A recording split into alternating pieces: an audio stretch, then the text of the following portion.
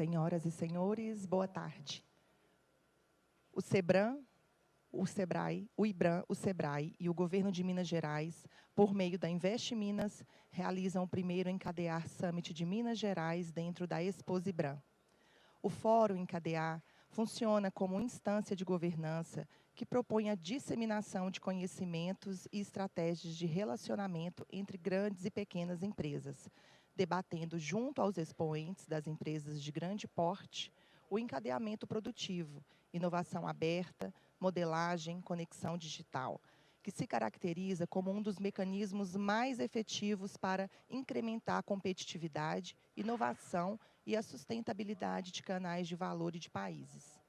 O Fórum Encadear está inserido no contexto da estratégia de conexões corporativas do SEBRAE. A série de fóruns Encadear, iniciada em 2014, sempre esteve conectada aos grandes temas de discussão e seus reflexos nas principais cadeias de valor, atenta principalmente aos impactos e às oportunidades para os pequenos negócios. Para a abertura institucional desse fórum, convidamos o diretor técnico do SEBRAE Minas, o senhor Douglas Cabido, e o CEO da Invest Minas, senhor João Paulo Braga. Sejam muito bem-vindos.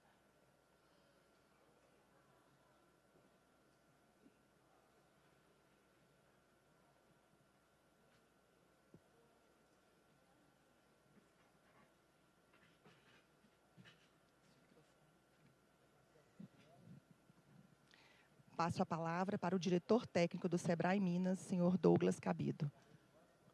Boa tarde a todos. É um prazer estar aqui nessa edição da Exposibram.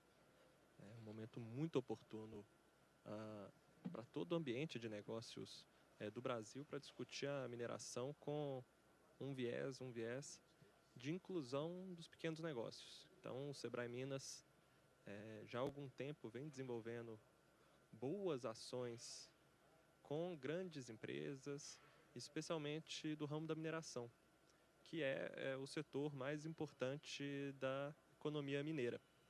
E estou aqui com o meu amigo, o presidente da Invest Minas, João Paulo, ex-parceiro de governo do estado, que Minas vem dando um show aí na atração de investimento, e o processo de encadeamento produtivo também é uma das premissas do governo do estado.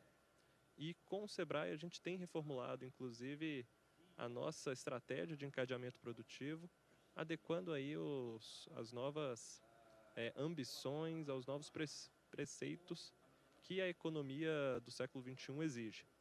Então, quando a gente fala de encadeamento produtivo, a gente fala de oportunidade dos pequenos negócios se inserirem, de fato, na cadeia produtiva das grandes empresas. E a mineração, sem dúvida alguma, especialmente em Minas Gerais, é a que traz maiores oportunidades mais concretas. E, além da própria inserção dos pequenos negócios dentro dessa importante prática, a gente consegue envolver também as grandes empresas nas comunidades, nos territórios, trazendo a integração completa com o setor produtivo, com a população daquele território. E nós sabemos os impactos no longo prazo da mineração e, em consequência, a gente tem que pensar já do início desse processo de formas de tornar a nossa economia, a economia local, mais forte, mais pujante, de um modo mais diversificado. Então, hoje, o SEBRAE Minas, em parceria, inclusive, com a própria Invest Minas, que está aqui, o João Paulo representando, a gente tem trabalhado também a agenda de atração de investimento, a agenda de liberdade econômica, a agenda de regularização fundiária nos territórios, para potencializar essa agenda de desenvolvimento territorial, para tornar o território cada vez mais atrativos. E aqui a gente vai ter oportunidade de escutar bons cases de sucesso com empresas parceiras, como a Vale, como a Nexa, tantas outras que estão aqui, para dividir um pouquinho, João, do que está sendo feito nessa agenda e do que tem de oportunidade para Minas Gerais, para o SEBRAE. E aqui a gente também não pode esquecer da participação do SEBRAE Nacional, do próprio IBRAM, que vem abrindo muito forte essa agenda. Para a gente é sempre motivo de orgulho enquanto Sebrae Minas. Temos aqui os colegas do Sebrae Nacional. O nosso presidente Décio assinou um pouco mais cedo um acordo de cooperação técnica com o presidente Raul Jugman, aqui do IBRAM, para a gente fortalecer essa agenda de integração e que, de fato, a gente consiga trazer esse encadeamento produtivo de um modo efetivo, para que as pequenas empresas tenham, de fato, oportunidade de fazer negócio com as grandes, fomentando aí uma geração de renda mais forte, uma agenda mais integrada de desenvolvimento com a agenda da mineração. Então, o Sebrae Minas está completamente à disposição de todos os parceiros, de todos os interessados, para que a gente, de fato, reforce essa agenda e coloque cada vez mais a agenda do encadeamento produtivo como um meio de gerar competitividade e gerar ainda mais oportunidade de negócio, de crescimento para os empreendedores brasileiros. Então, termino aqui minha fala, uma fala breve, para que a gente possa escutar aqui as empresas, o João Paulo, nosso presidente da Invest Minas, e a gente fica à disposição. Então, mais uma vez, agradeço a todos e que a gente possa aí ter uma excelente tarde de conversa e de aprendizado. Obrigada. Passo a palavra para o CEO da Invest Minas, senhor João Paulo Braga. Boa tarde a todos. Douglas, obrigado. Prazer estar aqui contigo. A Invest Minas, né, é a nossa agência do Estado de promoção de investimento. E eu me sinto como uma ponte aqui, né, porque de um lado nós temos a nossa interface com os grandes projetos de mineração. Minas tem 30% da mineração do Brasil. Geralmente, se alguém quiser discutir Minas, fala 10% que vai acertar, na grande maioria das vezes. 10% do Brasil em população, em PIB. Na mineração, nós somos 30%. 40% das maiores minas,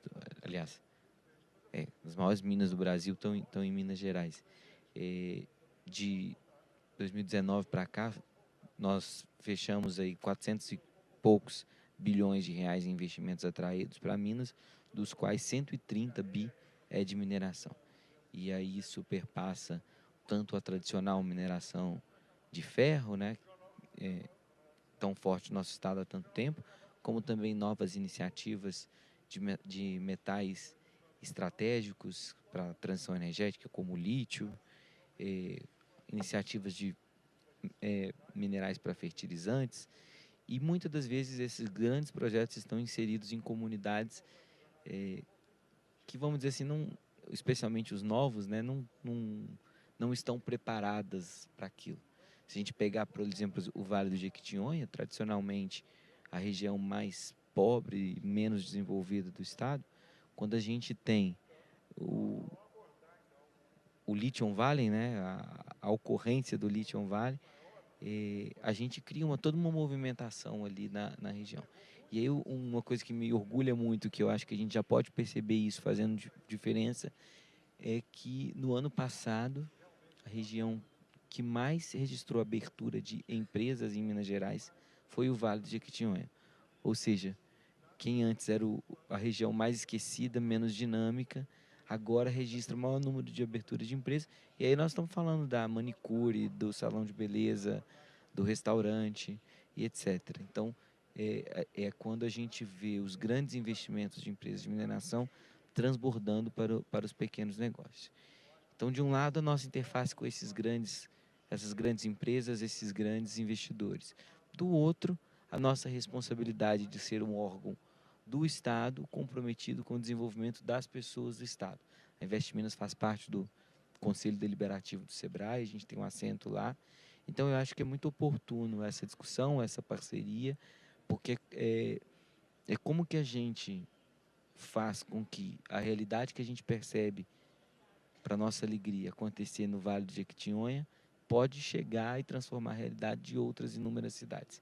A gente tem, por exemplo, o caso de grandes mineradoras em cidades pequenas. Nazareno, com a nossa AMG.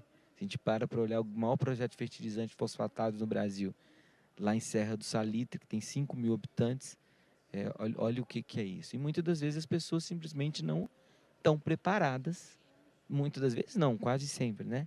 Não tem hotel, não tem restaurante, não tem nada. Então, o que a gente espera é que também, diante do papel de responsabilidade social, de governança que as próprias mineradoras têm, não só por benevolência, mas porque isso também é estratégico para os negócios delas, que a gente possa promover essa conexão de forma estruturada. Então, bom painel a todos. Eu não vou citar todas as empresas, que são muitas, mas quero reforçar aqui junto a todos que vão falar a disponibilidade e a parceria da Invest Minas, junto com o Sebrae, me permita, já que eu sou do conselho, eu posso falar aqui, em nome do Sebrae também, que a gente possa servir de instrumento para ajudar que esses investimentos que as mineradoras fazem, os negócios que elas levam para as cidades, possam chegar aos pequenos negócios e com isso transbordar para as comunidades, para as pessoas. Bom painel a todos. E João, se me permite, até reforçando essa questão, se você pode falar, você deixa a gente trabalhar enquanto nosso conselheiro. E hoje a Invest Minas, claro, como todo o governo, mas a Invest Minas mais especialmente nessa nova fase, o Sebrae nunca foi tão parceiro da agenda de atração de investimento de Minas Gerais, seja na parte de inovação, na parte de cadeamento produtivo, na parte de levar a qualificação para os municípios terem uma agenda propositiva de atração de investimento. Então, essas conexões a gente vai fortalecendo, seja o grande empreendedor, o grande player, mas também os pequenos, que é a vida real, né? É onde a gente atinge a população de fato. Exato. E sim, foi muito bom você ter levantado esse ponto, porque é uma coisa que serve para mim e serve para grandes mineradoras como a Vale, por exemplo. Acho que poucas organizações no Brasil têm a capilaridade que o Sebrae tem. Então, para eu, agência estadual, que tenho que lidar com 853 municípios que existem em Minas Gerais, com 50 pessoas, 60 pessoas, é muito difícil que eu consiga conversar com quem está na ponta. Então, o Sebrae traz essa capilaridade.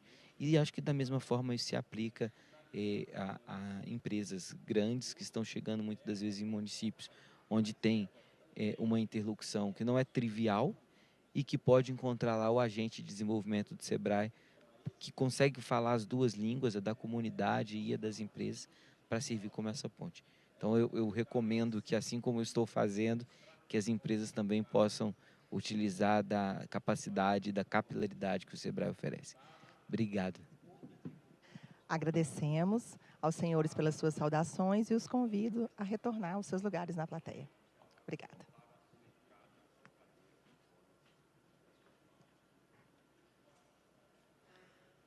O painel Sebrae Invest Minas, Case e boas práticas da importância do ESG nas cadeias de valor, abordará a cadeia de valor das grandes empresas e a importância do desenvolvimento de fornecedores com foco nos princípios de ESG. Especialistas do setor da mineração discutirão estratégias para integrar práticas sustentáveis e responsáveis, promovendo transparência, ética e inovação na cadeia de suprimentos. Serão apresentados cases de sucesso, políticas de inclusão e diversidade, destacando a criação de valor compartilhado. A presença de executivos, fornecedores e autoridades promete debates enriquecedores sobre a construção de um ambiente de negócios mais sustentável e inovador. Para moderar esse painel, convido ao palco Diogo Lisboa, que atualmente é o gestor estadual do Sebrae Minas de Energia, Indústria e do Programa Conexões Corporativas, graduado em Engenharia de Produção, pós-graduado em Gerenciamento de Projetos e em Gestão e Análise Estratégica de Dados, ambos pela PUC Minas. Diogo, seja muito bem-vindo. Convidamos também Fabiano Costa, que é formado em Engenharia de Minas pela Universidade Federal de Minas Gerais. Possui mestrado em Geoestatística Aplicada à Estimativa de Recursos Minerais pela Universidade Federal do Rio Grande do Sul e pós-graduação em Tecnologia Mineral pela University of Queensland, Austrália. Atualmente, é o presidente da AMG Brasil. Fabiano Costa também atua como CEO da AMG Brazilian Holding, empresa que controla todos os ativos do grupo AMG no país, e do Centro de Pesquisa e Desenvolvimento para Lítio e Tântalo do grupo AMG na Alemanha. Fabiano, seja muito bem-vindo. Convido também Tiago Barbosa, com mais de 25 anos de experiência na indústria, Tem formação em administração, com especialização em gestão estratégica da qualidade e também MBA em sustentabilidade e economia circular. Atuou em grandes empresas como ArcelorMittal, Amperan, Anglo-América, VLI, Raizen, entre outras. Atualmente na Vale, cuida da jornada de compras sustentáveis e diversidade, equidade e inclusão com fornecedores, conectando critérios ISD e compromissos das ODS, na cadeia de fornecimento onde atua. Tiago, seja muito bem-vindo. Convido também Franco Machado, CEO da Mogai Tecnologia.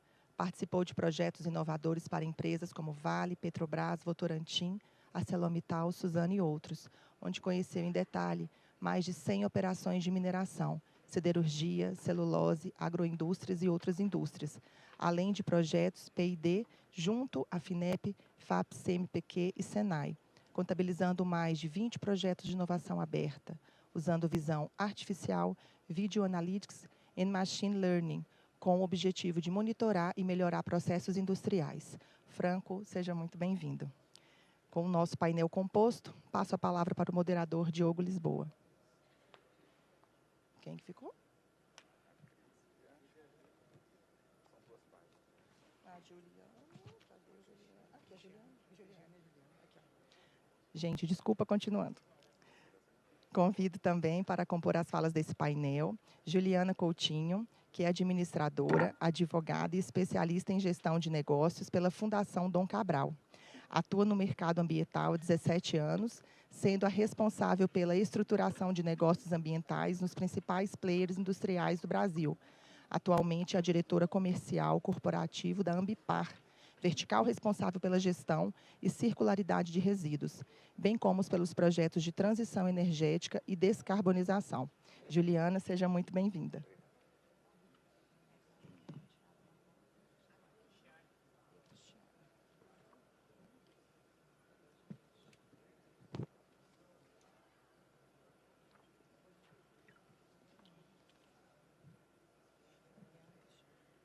Também para compor esse painel, convido a Cristiane Holanda, que há 21 anos atua na área de responsabilidade social corporativa e impacto social, coordenando equipes e projetos relacionados à sustentabilidade e ESG.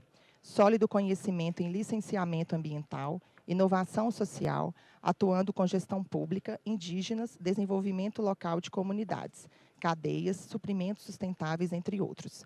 Experiência nos setores de petróleo e gás, rodovias e mineração.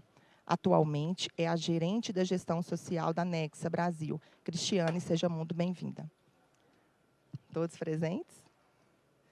Com você, Diogo. Bom, pessoal, boa tarde. Para mim é uma satisfação poder moderar esse painel, o primeiro Encadear Summit que o Sebrae realiza em Minas Gerais. E mais do que isso, né, uma grande oportunidade também de fazer esse evento dentro de uma grande feira como é a nossa Exposibran. Bom, só para explicar aqui em Minas Gerais como é que vai funcionar a nossa dinâmica, nós teremos aqui a apresentação de cada um dos nossos especialistas e ao final nós teremos aí um momento de debate, de pergunta. Então, você que está aí na plateia, caso tenha interesse em mandar sua pergunta, tem um QR Code aqui. Vai ser um bate-papo aí de cerca de 1h15, mas certamente muito rico. Para mim é uma satisfação ter vocês aqui, viu, colegas? Sei que cada um aí teve que se organizar a agenda para estar aqui, mas certamente vai ser bem produtiva esse nosso bate-papo. Bom, pessoal, esse painel tem como objetivo discutir principalmente, né, o relacionamento entre os pequenos negócios e as grandes empresas, levando em consideração aí os princípios, né, do ISG, da competitividade e da inovação. Então, antes de passar a palavra aqui, eu queria fazer uma pequena contextualização, porque o Sebrae lidera essa agenda, né, com as grandes empresas desde a época, né, dos anos aí, 90. Então, de lá para cá, tivemos aí vários projetos exitosos, com grandes resultados, mas sempre nessa linha da melhoria contínua do pequeno negócio, uma relação bilateral de ganha-ganha mesmo entre os pequenos e as grandes empresas. Mas mais do que isso, né, sempre buscando conscientizar o pequeno empresário com relação a essa agenda, né, que muitas das vezes ela não é priorizada, como a agenda da sustentabilidade, da competitividade e da inovação. Então, como foi dito anteriormente, aí, nós temos o programa Conexões Corporativas, no qual hoje em Minas Gerais eu faço essa gestão, mas é um programa que tem como objetivo qualificar o empreendedor, no sentido da melhoria da competitividade, da produtividade, da inovação, do acesso a mercados, mas mediante a inserção desse pequeno negócio na cadeia de valor da grande empresa. Então, o Conexões Corporativas, ele tem 5 pilares, muito bem estruturados. Nosso diretor Douglas citou o encadeamento produtivo, que é um programa, né, um projeto, no qual, de forma bem robusta, nós ajudamos a grande empresa a desenvolver o pequeno negócio, né, inserindo de forma mais competitiva, diferenciando na cadeia de valor, melhorando seu desempenho. É um projeto que a gente tem condições de medir, por meio de KPIs, toda a evolução das empresas do início, meio ao fim. Então, seria a nossa cereja do bolo, como diria, né, o nosso colega Renato Pelingeiro, o encadeamento produtivo dentro dessa estratégia do Conexões. Além do encadeamento, nós temos o Inovação Aberta, que busca identificar as demandas tecnológicas que o mercado hoje necessita, e nesse sentido a gente ajuda os pequenos negócios a desenvolver soluções e produtos para ofertar para as grandes empresas. Nós temos o Modelagem, e o Modelagem ele é bem interessante porque ele tem como característica a questão da flexibilidade. Então nós temos aqui a possibilidade de criar jornadas com temáticas que são inerentes, transversais a qualquer tipo de negócio, e a partir disso desenvolver as pequenas empresas.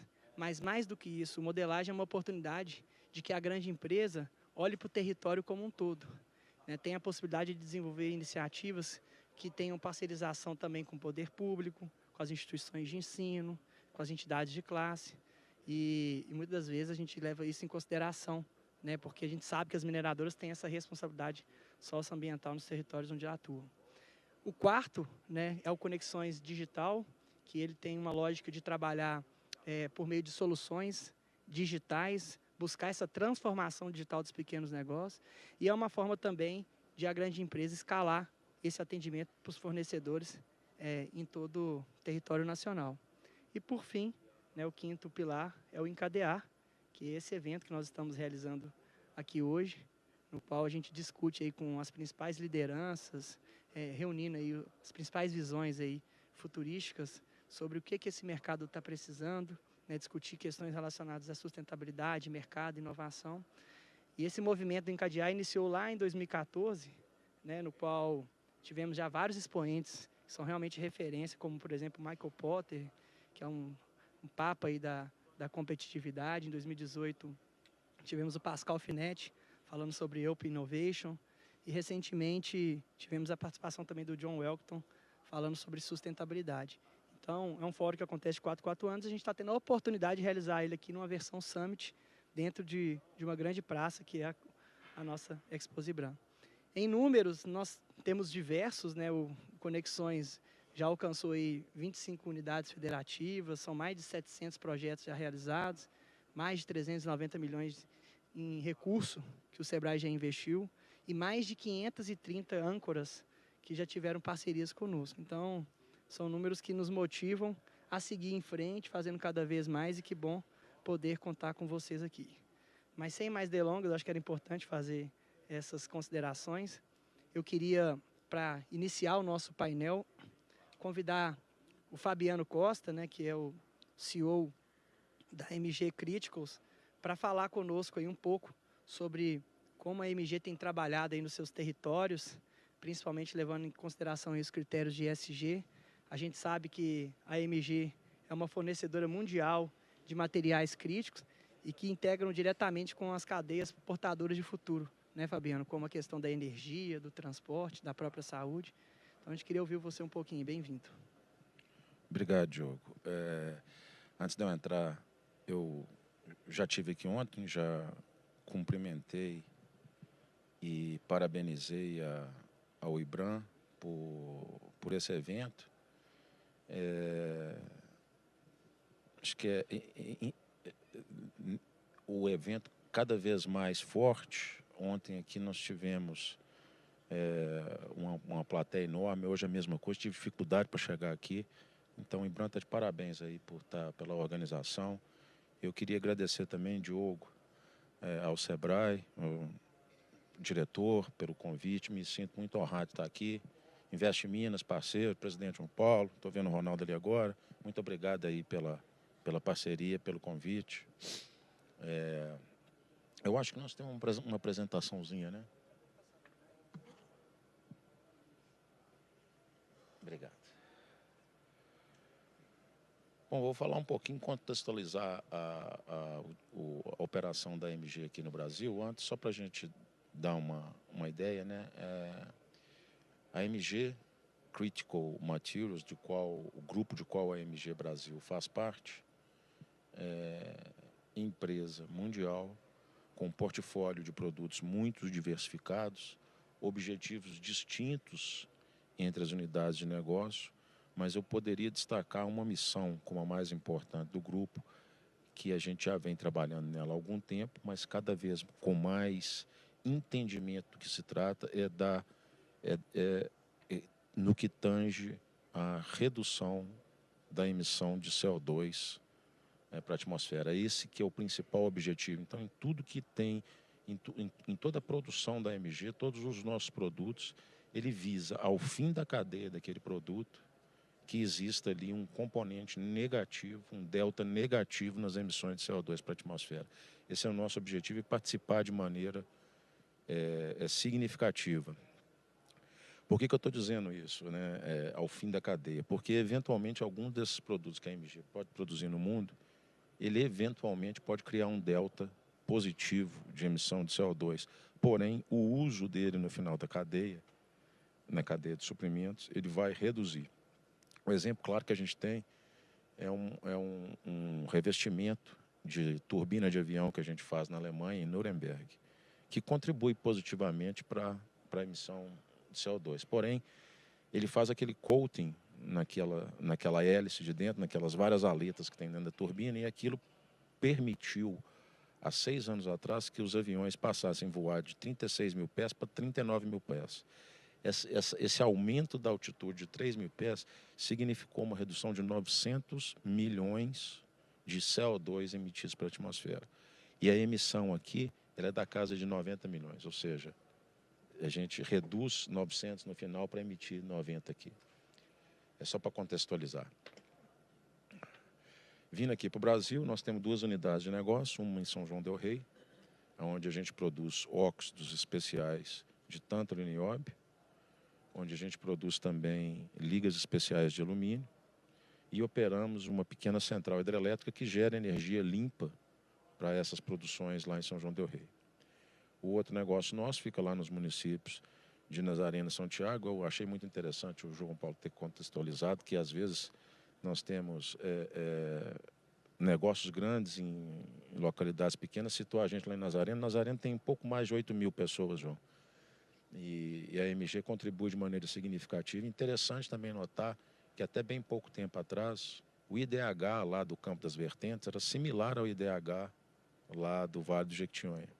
Hoje em dia a gente tem muito orgulho de dizer que já não é mais dos piores de Minas Gerais e, obviamente, com a contribuição significativa da MG lá.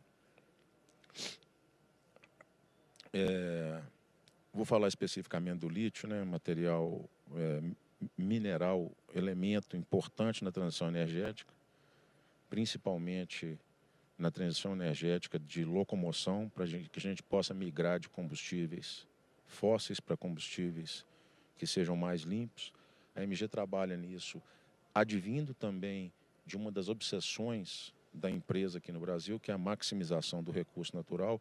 Essa mina onde a gente opera lá entre Nazareno e São Tiago tem registros de operação mineral desde 1945, produzindo lá minerais densos, principalmente tântalo e estanho, e a partir dos anos 2000 a gente começa a usar o rejeito dessas produções de minerais densos para produzir outros produtos visando redução de resíduos, geração de rejeito e maximização do recurso.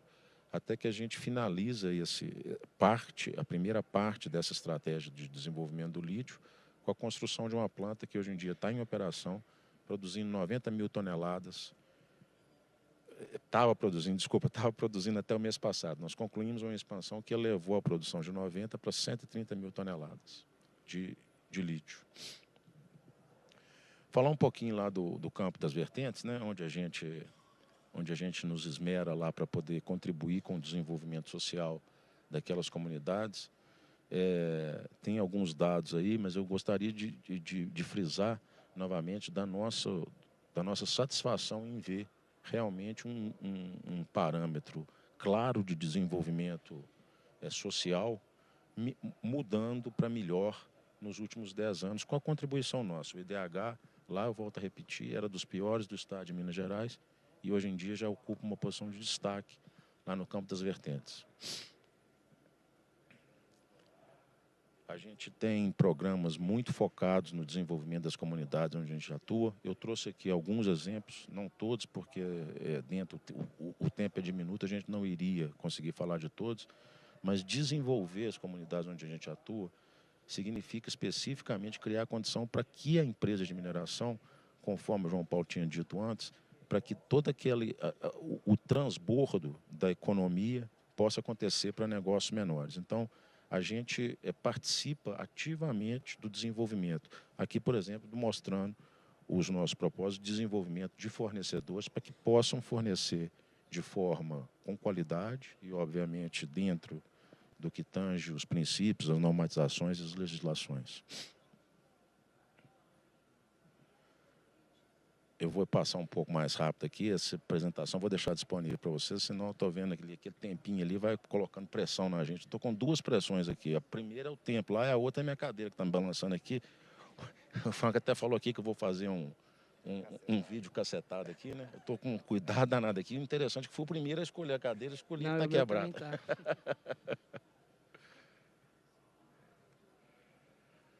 Eu já tinha falado, né, a gente fomenta lá o empreendedorismo local com várias iniciativas. Ali a gente busca um estreitamento do relacionamento com a comunidade no sentido de a gente mostrar para a comunidade onde existem oportunidades para ela, para trabalhar juntamente com a gente. Obviamente, você ter um fornecedor local é muito importante para a empresa, né? Em vez de sair buscar alguma coisa longe, você tem alguém ali produzindo aquilo que é tailor-made para você, né? E com isso eu gosto muito de dizer, às vezes as pessoas perguntam, mas o que você vai trazer de benefício para cá? Eu, quando cheguei na MG, só para contar um caso rápido, eu não vou me esmerar na apresentação, acho que o caso aqui é mais importante. Eu passava de carro pelos lugares onde a gente via, e a gente via um monte de gente idosa nas janelas das comunidades. E algumas pessoas me perguntavam, o que você vai trazer para cá além de poeira e lama? Porque mineração tem isso, mineração tem poeira, é lógico que dentro dos preceitos que a legislação nos permite emitir, dá poeira, né? E tem lama, quando chove a poeira vira lama. E eu achava interessante, o que você vai trazer além disso? E eu falei com as pessoas, vou trazer felicidade de volta, porque vocês ficam aí na janela com essas caras de triste, por quê? Porque os filhos, os netos, eles não ficam lá. Hoje em dia não, na MG esse pessoal todo voltou para casa. E as pessoas continuam na janela, mas hoje em dia elas só ficam sorrindo na janela. Tem algumas iniciativas nossas que eu acho muito importantes. Essa AMG de Vantagens é um programa de benefícios para os profissionais e familiares da empresa. A propósito, falando em profissionais e familiares, nós temos cerca de 850 pessoas. Se cada uma dessas tiver 4 pessoas em casa, o que é a média, nós estamos falando exatamente da população do Nazareno. Ou seja, ocupa uma abrangência enorme. Fazemos uma série de festivais, cultura também é algo importantíssimo dentro desse ESG. Várias oficinas lá também, ainda aí no campo das artes, né? Enfim, eu não vou me delongar muito aqui no tempo, fiz um compromisso com o Diogo aqui que vou manter dentro dos 10 minutos. Eu fico à disposição, a apresentação aí a gente pode passar ela para quem tiver interesse, tem mais detalhes no nosso site também. Eu agradeço a atenção de todos e fico disponível para as discussões que vão vir mais para frente. Obrigado, viu? Obrigado, Fabiano. Excelente reflexão. Depois a gente vai ter um momento aí de troca. Mas, pegando um gancho aqui, quando você traz aí essas práticas de ESG, é importante a gente entender como que isso gera de percepção de valor para o consumidor final, né? Principalmente em territórios onde a gente tem essa, né, questão econômica, né, a busca pela diversificação, e como é que isso de fato se associa, né, ao consumidor final na hora de avaliar isso, e como que a Grande, melhor dizendo, né, como que a Grande tem utilizado isso como prática para melhorar e potencializar os seus resultados. Mas muito bom. Eu queria convidar agora a Cris, né, carinhosamente conhecida aí como Cris, Cristiane Holanda, gerente social aí da Anexa Brasil. A Anexa, né, para quem não sabe, uma das maiores produtoras aí de zinco do mundo, mas uma grande parceira do Sebrae, né, cada vez mais expandindo esse relacionamento a nível Brasil. E eu acho que deu muito certo esse casamento, Cris, porque o propósito da Anexa se associa muito ao Sebrae, né, de geração de emprego, de renda, de desenvolvimento econômico local. Então, conta para nós um pouquinho como está esse projeto, como é que vocês têm pensado essa estratégia da cadeia de suprimentos visando o fornecedor local. Bem-vinda. Boa tarde a todos. É um prazer estar aqui. Então, novamente agradeço o convite. O Sebrae realmente é um parceiro de longa data, porque quando a gente pensa em desenvolvimento local, em desenvolvimento econômico, em alternativa de desenvolvimento econômico na mineração, acho que um parceiro incrível é o Sebrae. Então, obrigada mais uma vez aí pelo convite. Eu vou falar um pouquinho sobre a Anexa. Então, a Anexa é uma empresa... Onde é que passa aqui? De cima. Nós somos uma empresa de mineração, uma empresa do Grupo Votorantim. A Anexa atua no Brasil e no Peru. Nós possuímos operações aqui no Brasil. Nós temos 3 operações no estado de Minas Gerais e uma operação no Mato Grosso. Uma operação que é uma unidade que entrou em operação o ano passado, então com grandes desafios aí numa região remota. Temos mais de 13 mil empregados, 70 anos de experiência aí na mineração. A Anexa trabalha basicamente aí com zinco, cobre e chumbo. Somos a 5ª maior produtora de zinco no mundo. Então temos um papel aí importante na cadeia. No ano de 2022, a Anexa reviu o seu propósito, muito alinhado a um pensamento de ser uma mineração que muda com o mundo. Então, nós acreditamos que a gente precisa se adequar à realidade, à nova realidade do mundo, à nova realidade das comunidades em cada lugar que nós chegamos. Dentro disso, nós divulgamos a nossa estratégia ESG em 2022, baseada aí nos 3 pilares, onde nós trabalhamos temas como mudança climática, capital natural, produção responsável, direitos humanos, legado social, que é a área em que eu fico responsável, saúde e segurança. Então, nós temos aí vários pilares que suportam a nossa estratégia ESG. E aí, o que eu acho que é relevante quando a gente pensa numa estratégia de suprimento sustentável? Após a nossa divulgação da estratégia ESG, nós também construímos a nossa estratégia de suprimento sustentável. Ao final de 22, a gente elaborou essa estratégia, onde a gente mapeou aí os principais eixos que nós precisaríamos trabalhar, os principais temas dentro da companhia que nós precisávamos trabalhar. Eu não sou uma pessoa da área de suprimentos, eu sou uma pessoa da área social, mas eu vou já chegar no momento aqui da minha apresentação que vocês vão entender essa conexão, né? Porque eu acho que pensar desenvolvimento local não é de uma área ou de outra, é pensar integrado, né? E aí, nesse movimento de criar uma estratégia de suprimento sustentável, nós entendemos que a gente precisaria revisar vários processos da empresa. Dentre eles, a homologação de fornecedores, simplificando os nossos processos, criando critérios ESG de atendimento de fornecedores. Um outro pilar é o desenvolvimento de fornecedores locais, e aí é onde aqui eu entro mais especificamente com o trabalho social, o monitoramento e o desempenho de sustentabilidade desses fornecedores, a estratégia de compras locais e, por último, aí, a influência da sustentabilidade nesses fornecedores locais. E aí que está, né? A gente fez isso ao longo de muitos anos. E aí, muito antes da estratégia de sustentabilidade, da estratégia de suprimento sustentável, que foi construída em 2022, a área de gestão social na Anexa já trabalhava o desenvolvimento de fornecedores e empreendedores locais. E por que a gente tem um programa de empreendedores e fornecedores locais? Porque muitas vezes não é o fornecedor local, ele também é um empreendedor, né? Então, para nós, ele precisa haver uma abrangência desse empreendedor que também necessita de um olhar diferenciado. Então, a forma como eu lido e capacito um fornecedor local para a mineração não necessariamente é a mesma forma que eu lido e capacito um empreendedor, porque são visões completamente distintas e necessidades completamente distintas.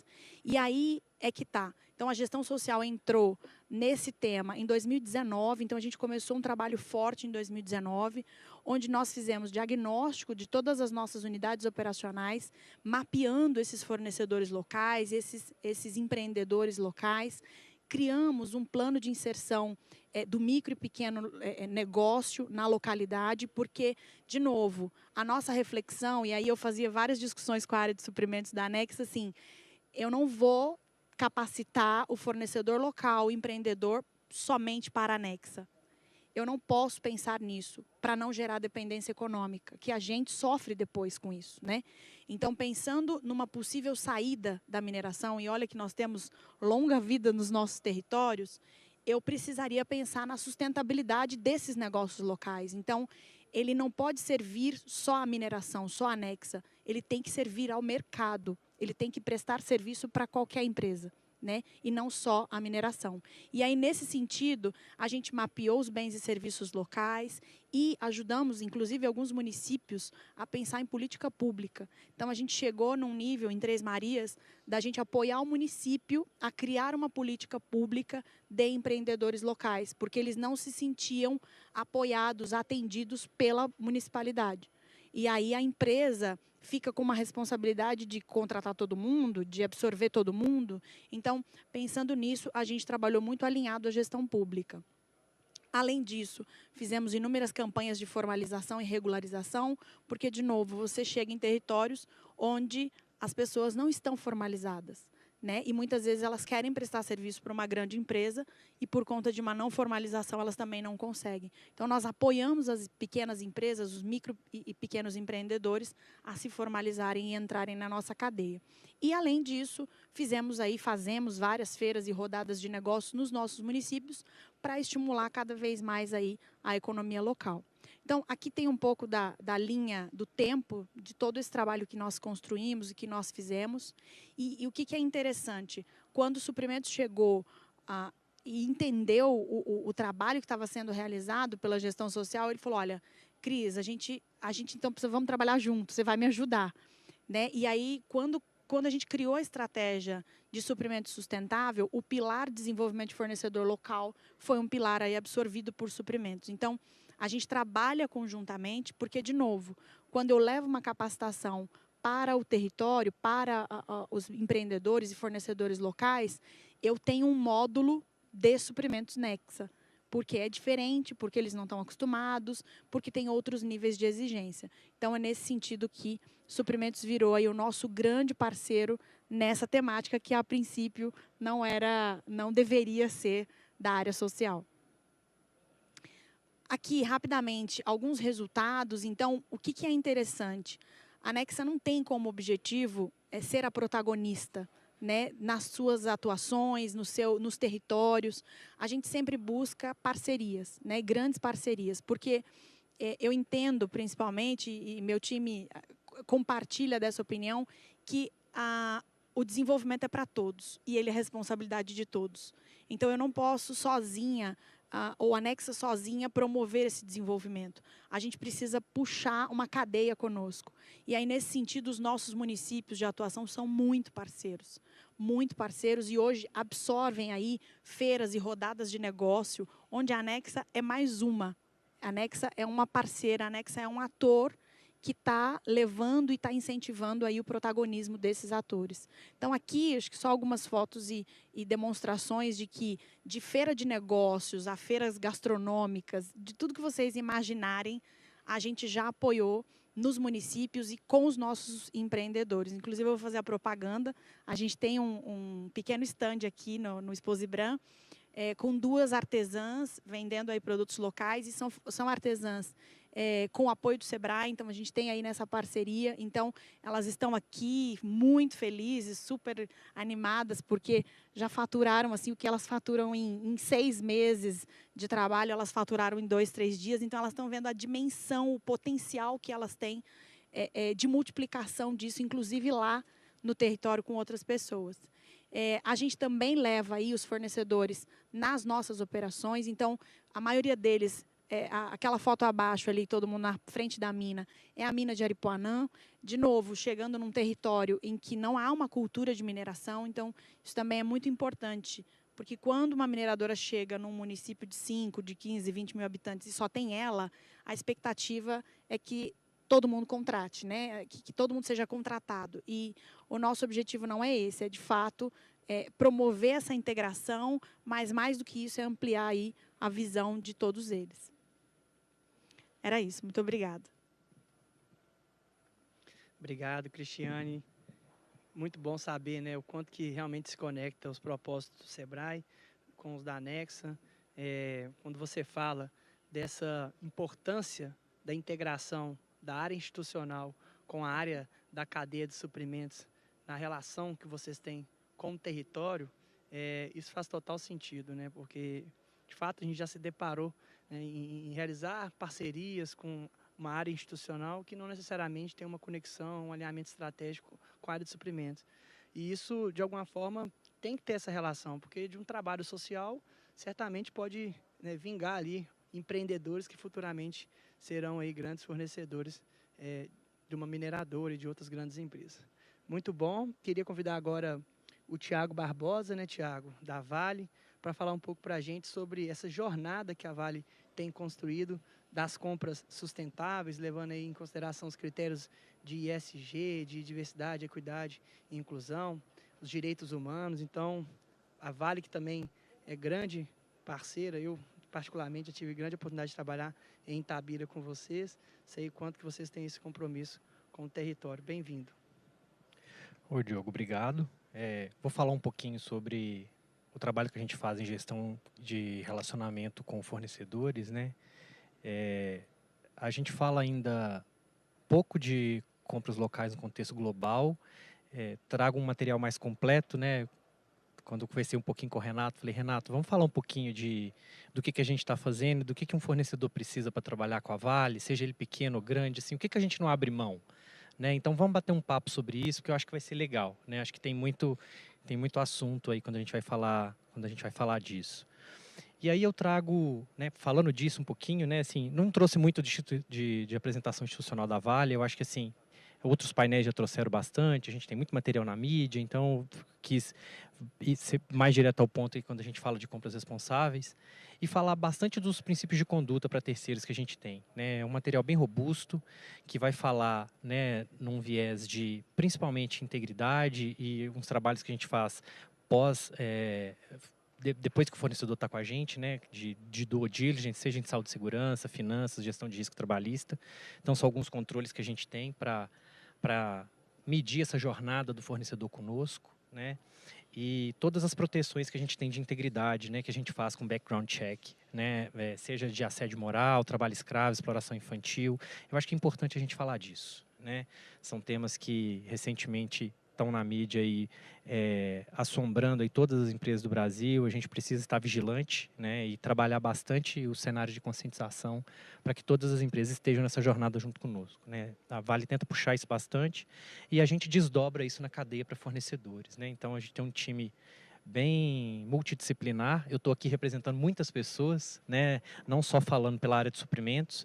Então, quando a gente fala ali de direitos humanos, tem todo o time de direitos humanos que está muito próximo da gente. A gente trabalha muito junto de muita gente. Então, eu acho que é importante falar disso, né. A gente vai chegar em compras locais. Adorei ali a apresentação da Cris, achei bem bacana. Vai no coração ali, vai na veia do que a gente fala de compras locais. E é bastante parecido com o que a gente tem tentado fazer também durante todos esses anos. Então, assim, quando a gente vai falar do material, né, de princípios de conduta para terceiros, ele é bem pautado em saúde e segurança, em meio ambiente, em direitos humanos, integridade e a gente chega no desdobramento de tudo isso numa política de governança de compras responsáveis para toda a companhia. Então, aquele gestor de contrato que tem uma relação direta ali com o preposto, né, no dia a dia, vamos pensar que a Vale tem uma operação pulverizada, está presente em várias localidades do território nacional. Então, a gente precisa dar esse direcionamento, tanto para que os compradores entendam o que é valor para a Vale, representando a Vale ali no momento da negociação, quanto o gestor de contrato que recebe ali aquele fornecedor ali para chegar na mesa de negociação e não falar com ele só de preço, né? E isso representou um pouquinho ali do G, comecei um pouquinho de trás para frente ali quando a gente fala das nossas 3 letrinhas, né? E no Pilar Social gosto bastante de sempre trazer um pouquinho do programa Partilhar. É um programa que a Vale fala dele com bastante orgulho. É minha parceira Marilza, né, que é da mesma gerência, assim, somos próximos. É um programa que tem no IVC, né, como um índice composto na negociação, que traz valor social para a negociação. Então, é algo que é público, né, isso vai ali para todos os fornecedores no momento da negociação, então eles conseguem ver com clareza ali o que ele precisa entregar a mais para ter uma vantagem competitiva enquanto valor social na negociação, seja geração de emprego local, seja aquisição de compras locais, né, por fornecedores que com certeza vão ter sido desenvolvidos aí pelo Sebrae. Então, eu acho que, inclusive, Diogo, depois a gente precisa conversar um pouquinho mais sobre a conexão que o programa Partilhar pode ter com algumas iniciativas do Sebrae. E ali embaixo só alguns números que a gente tem aí.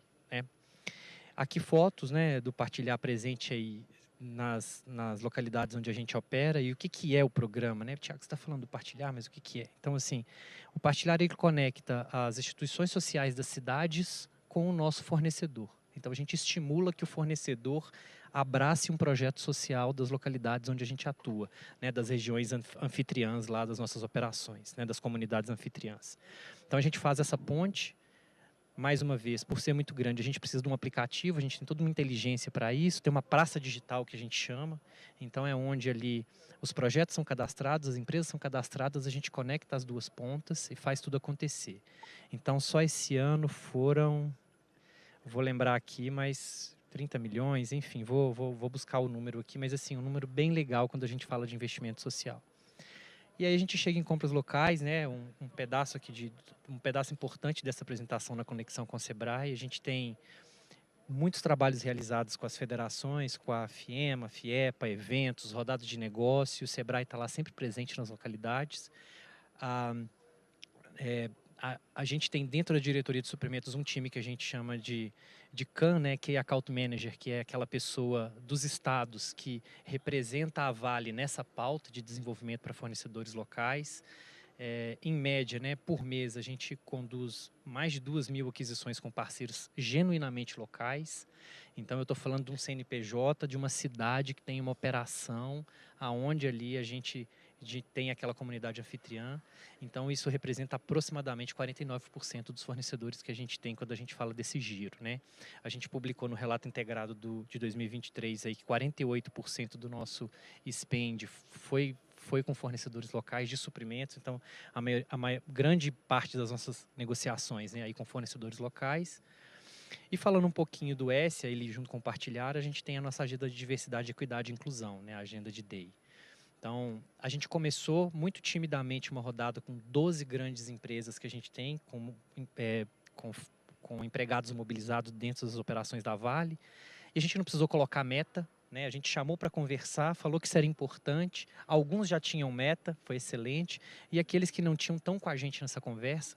Todos eles estão a fim de fazer diversidade e inclusão acontecer na cadeia como um todo, né, junto com a gente. Então, olhando para o que a Vale faz e a gente vai ali entregando material, vai ajudando e é o desafio que a gente tem daqui para frente, com uma ambição de levantar esse número de mulheres na mineração de 1% ao ano, né? Assim, não adianta a gente falar das outras esferas da diversidade e equidade, e a gente tentou ali entender em nível de maturidade o básico para fornecedores, ali era mulheres na mineração, então a gente pensou trabalhar primeiro essa frente, depois que a gente amadurecesse nisso, a gente crescer para outros caminhos. E quando a gente vem falar de meio ambiente, a gente tem um programa de descarbonização, né, da cadeia de valor, CDP, assim, muitas empresas aderiram à cadeia de valor. Para suportar essa cadeia de valor, a gente tem uma matriz de criticidade em ESG. Pensa que a gente vai falar só em Brasil, aí temos mais de 5.000 fornecedores ativos, então eu preciso definir criticidade para ver com quem eu vou trabalhar. A gente tem um número grande de respondentes aí de CDP, a gente consegue fazer uma estratégia bem bacana com CDP quando a gente fala de descarbonização. E queria trazer algumas notícias gerais assim da Vale quando a gente fala desse tema ambiental e de descarbonização, que é escopo 2, né? Que a gente bateu a meta aí de escopo 2, então bem legal, bem antes do previsto, se eu não me engano, 2 ou 3 anos antes do previsto de consumo de energia renovável, para entender o tamanho que a Vale tem e ver uma meta dessa sendo batida dá muito orgulho, né? Assim, muito trabalho envolvido, muita gente nisso. E quando a gente vai falar da pauta ambiental, assim, falar da ISO 14001 nas operações, né, por mais básico que seja, mas enfim, é uma vitória quando a gente fala de operações grandes e complexas e manter a certificação, né, e todos os outros projetos que a gente tem, né, Sol do Cerrado, planta de briquete que emite 80% menos de CO2, né, os navios que a gente tem ali com consumo de energia em hidrogênio, né, o acordo que a gente fez para fornecimento de 3 locomotivas elétricas, a eliminação das barragens e o projeto Apolo, que é um projeto de mineração que produz minério ali com menos consumo de água e sem barragens, né, assim, e menos geração de rejeito. Aqui eu já falei um pouquinho da matriz, né, que é a definição ali do grupo de fornecedores estratégicos para a gente. E trago aqui um pouquinho também de outras iniciativas que a gente tem, desde a premiação ao Inove Capital, que é a antecipação de recebíveis, né, onde o fornecedor pequeno ou grande consegue ali antecipar sua nota fiscal para fazer capital de giro, radar do fornecedor que mede a performance mensal do fornecedor ali para a gente entender como ele está naqueles KPIs ali, toda a nossa jornada de SRM, engajamento e eventos que a gente tem. E aqui eu deixo um pouquinho dos nossos canais de contato, né, do nosso portal ISD, tem muito mais coisa do que eu estou falando aqui, né, o canal de denúncia, o princípio de conduta para terceiros, está aqui o link, quem quiser acessar para conhecer na íntegra o material que fica no site, o relato integrado, que tem uma série de informações da Vale de todos os anos, a gente acabou de divulgar em 2023, alguns meses atrás, bem bacana, e quem quiser ser um fornecedor, o que ele precisa fazer, tá o link ali, e depois a gente pode conversar a qualquer momento também, eu agradeço. Obrigado, Diogo. Nós que agradecemos, Tiago, um excelente case. Você citou aí a questão da matriz, né, de criticidade, e aí fica a pergunta, né, quais são os desafios que uma grande empresa passa ao começar a definir esses critérios, né, quais são as barreiras que começam a surgir, né? Vou limitar determinada escolha, né, de determinado fornecedor, depois você poderia falar um pouco sobre isso para nós, mas agora eu queria convidar a Juliana, né, a Juliana da Ambipar que é uma parceiraça aí do Sebrae, líder quando a gente está falando de gestão ambiental, de soluções ambientais, mas para ter esse olhar da outra ponta da cadeia, né? Porque a gente falou aqui com as mineradoras, mas tem diversas soluções inovadoras surgindo e essas soluções que muitas vezes otimizam recursos, né? Otimiza processos e potencializa, por que não, os resultados sustentáveis que são muitas vezes almejados pelas grandes empresas. Então, para isso, tenho certeza que você vai poder contribuir bastante, porque a Ambipar tem muita experiência que tem sido desenvolvida aí junto com as grandes empresas no conceito da sustentabilidade. Bem-vinda.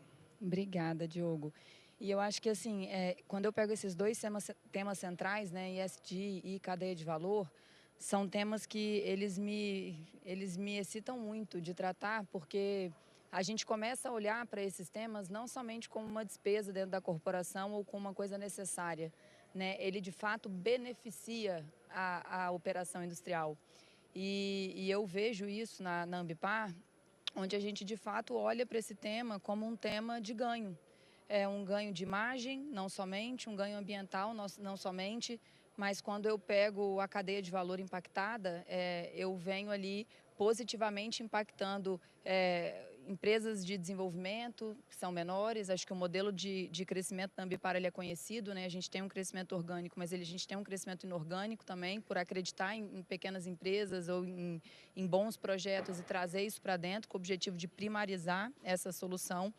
E eu consigo ver dentro da nossa operação de maneira muito real essa transformação e essa maximização de resíduos em forma de energia, em forma de novos produtos e o impacto positivo que isso traz dentro dessa cadeia. Então, acho que o meu ponto aqui hoje é mostrar um pouco de como que a gente maximiza a reciclagem e a valorização de resíduos dentro dos processos industriais e como que isso pode ser percebido como um ganho, né? Acho que esse é o ponto central. E aí, antes de eu entrar especificamente na solução, né, nos cases, que são 2 cases muito legais, com impacto positivo e muito interessantes, acho que é posicionar um pouco a companhia. Eu fico muito feliz assim, em estar aqui dividindo o palco, né, com vocês que são clientes Ambipar e contribuir com as nossas soluções dentro da operação de vocês. Então, a Ambipar ela é uma empresa que está presente em 40 países, são 25 mil colaboradores, 22.700 a última contagem. E a gente olha para resíduo, né? Toda operação industrial ela tem uma geração de resíduo. A gente não consegue fugir disso. Mas o que a gente consegue fazer é olhar para esse resíduo e entender qual é o caminho diferente que a gente pode dar para ele. E o nosso olhar ele está exatamente nisso, dentro dessa premissa do ESG. Então, hoje nós temos um centro de pesquisa, desenvolvimento e inovação dentro da companhia, que inclusive foi um projeto de encadeamento, né, de trazer uma empresa menor para dentro do grupo para a gente trabalhar com essa sinergia. E esse centro de pesquisa ele já desenvolveu 50 soluções, 25 delas patenteadas, para a gente olhar para o resíduo de uma forma diferente. E uma dessas soluções é o que eu vou apresentar aqui, dentro dessa solução da Waste Management. Então, só para vocês entenderem um pouco dessa divisão da Ambipar, né? Nós temos 2 verticais de negócios, eu tenho a Response e eu tenho a Environment. O objetivo é um formato de solução one-stop shop, onde eu pego ali desde a etapa de due diligence, de licenciamento e venho até essa etapa de valorização de resíduo de maneira primarizada. Mas o meu foco principal vai ser falar da Waste Management, que é essa unidade responsável pela gestão ali dos resíduos. Tá, e aí eu vou até passar aquele fluxo para a gente respeitar aqui o horário. Então, o primeiro case que eu trago é o case da valorização de resíduo industrial. Quando a gente olha a operação, toda operação ela tem um potencial de geração de resíduo e a gente não consegue mudar isso. Geralmente, esse resíduo ele vai para aterro, mas o mercado ele já tem falado que essa não é mais uma solução aceitável. A gente precisa minimizar o envio desses resíduos para aterro e traçar aí rotas de valorização que maximizam a existência desse resíduo, pura e simplesmente, né? Então, quando a gente olha para esse projeto em específico, que tem um vídeo muito lindo, assim, é um projeto que me aquece o coração, que é um projeto de valorização agronômica através desse resíduo gerado. Então, dentro desse centro de pesquisa e desenvolvimento, nós criamos um solo que ele é composto por lodo primário da estação de tratamento de efluente, pelas cascas de madeira do processo industrial e alguns refugos do processo. Levamos isso para o nosso laboratório, fizemos um blend, beneficiamos esse resíduo e esse resíduo foi certificado, recebeu ali todos os padrões de conformidade, né, que o vídeo vai mostrar, e ele volta para o processo produtivo como adubo de algumas plantações florestais. E aí que está o plus. A gente se encontrou com um problema na pandemia dos agricultores locais, que aí vem muito a nossa conversa aqui nas palestras anteriores, dessa comunidade ela está precisando de fomento. E aí a gente falou assim, não, peraí, por que a gente não pega esse resíduo dessa indústria que está aqui, né, que é dessa comunidade que está aqui precisando de ajuda, que está no entorno dessa indústria, e a gente não faz uma ação social para esse fertilizante ser utilizado como um potencializador de produto agrícola e essas comunidades locais, esses agricultores, eles conseguirem produzir mais, gerar receita. E a gente cria um programa de fomento onde esses agricultores vão vender para a indústria que está gerando resíduo esse alimento para eles serem utilizados no refeitório, mas a gente também impulsiona, a gente ajuda para que eles consigam, por exemplo, fornecer alimento para as escolas municipais. E, cara, foi sensacional. A gente tem umas fotos ali que eu vou mostrar, mas é um projeto, assim, lindo.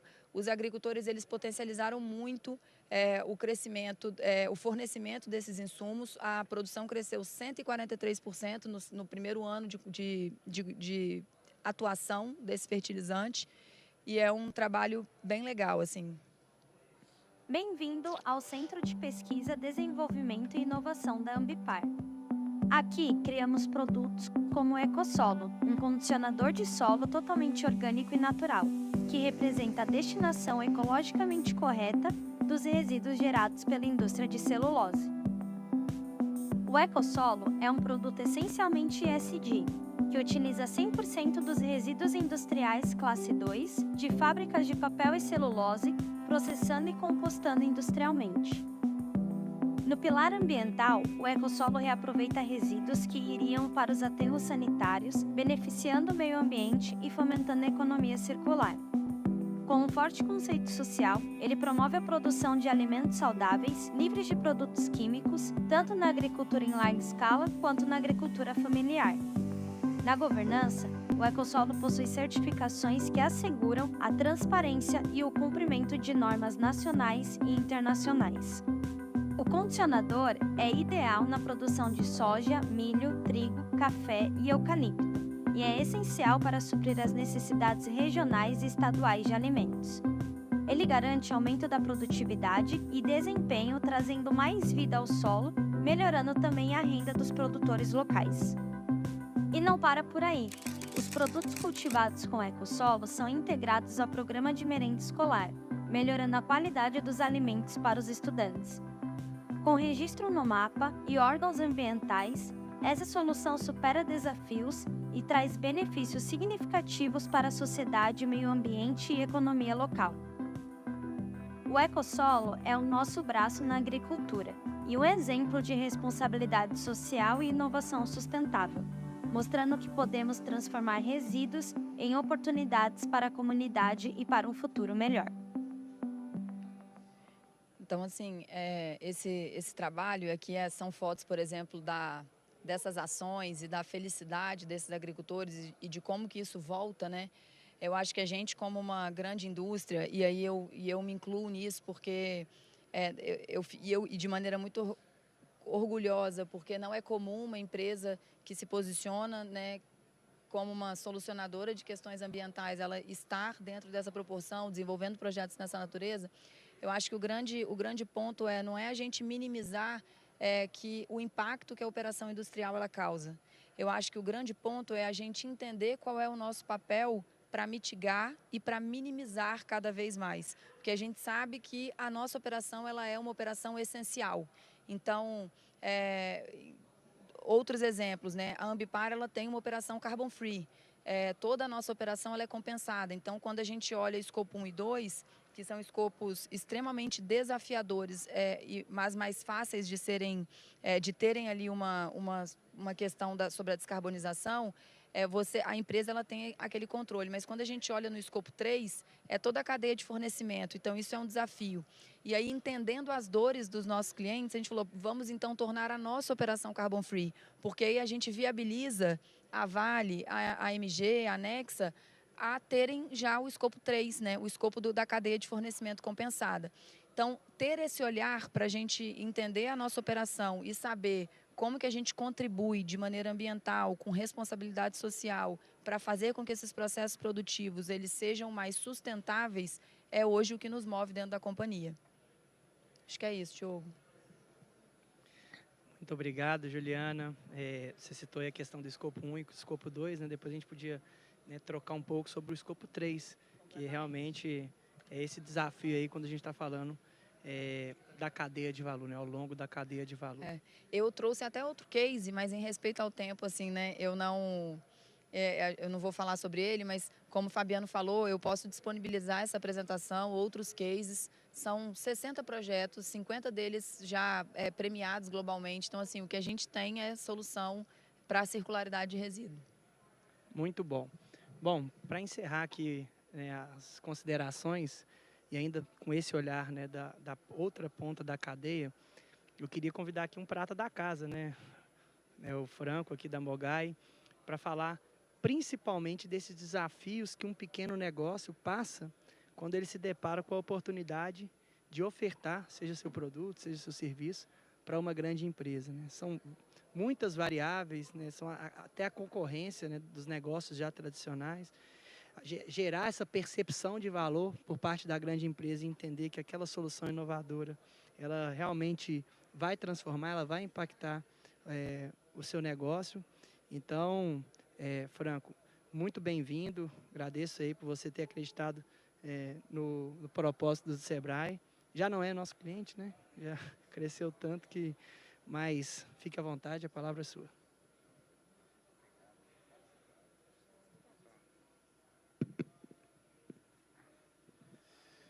Muito obrigado ao Sebrae pelo convite. Eu fico realmente muito honrado de estar aqui compartilhando esse palco com os representantes dessas empresas. Algumas são empresas dos nossos sonhos, outras já são a realidade para nós, como a Vale, né? Muito feliz mesmo, muito honrado. E eu sou o CEO da Mogai, né? Fundador da empresa. A Mogai fez 26 anos recentemente.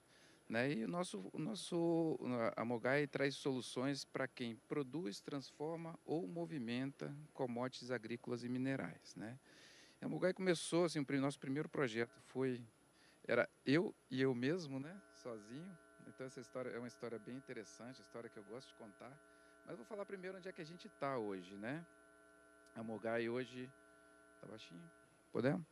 A Mogai hoje ela chegou num nível de desenvolvimento tecnológico ao longo desses anos, né, onde o Gartner, que é o principal instituto de avalia tendências tecnológicas, apontou a Mogai como uma líder mundial na área de visão computacional, uma área de alta tecnologia, né? E a gente tem uma equipe aí, no momento, passou de 75 pessoas. Eu sou o CEO, o Érico é o CFO. A gente é uma empresa que foi investida em 2018 pelo Fundo Primatec. Aí a gente virou, naquele momento a gente era uma empresa, uma microempresa e virou uma SA. Aí já vem um desafio de gestão, né? Virar uma SA já por si só já é um desafio para uma empresa pequena mais ainda, né? Mas a nossa história começou lá na criação da empresa dentro da sala de aula. Uma disciplina de empreendedorismo, a gente chegou em 6 alunos lá do curso de Ciência da Computação da UFES, lá em Vitória.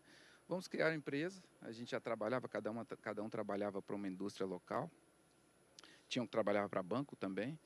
E o primeiro que topou, olhou para a gente e topou contratar a gente foi a Vale. Né? A gente tem um carinho, um relacionamento muito próximo da Vale, a gente fica num bairro, a entrada da Vale lá de Tubarão, a unidade de Tubarão da Vale fica dentro do bairro lá de Jardim Camburim, em Vitória, onde a gente fica.